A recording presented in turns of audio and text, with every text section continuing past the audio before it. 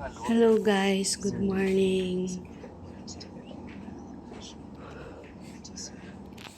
Dahil Holy Week ngayon, eto walang traffic. Ang bilis ng aming biyahe.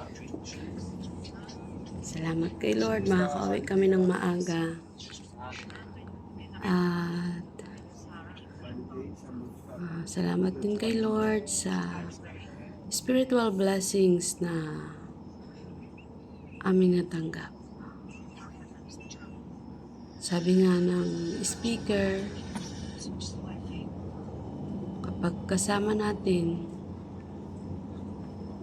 or kapag tayo'y nagpa-cover sa glory ni God,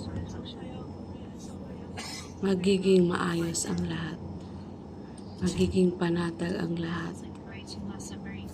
At makikita natin o mararanasan natin ang kanyang pagkilos, ang kanyang himala sa ating buhay.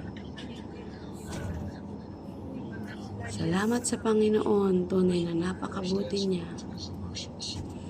Palagi tayo magpa-cover sa glory ni God. Palagi nating sundin ang kalooban ng Diyos.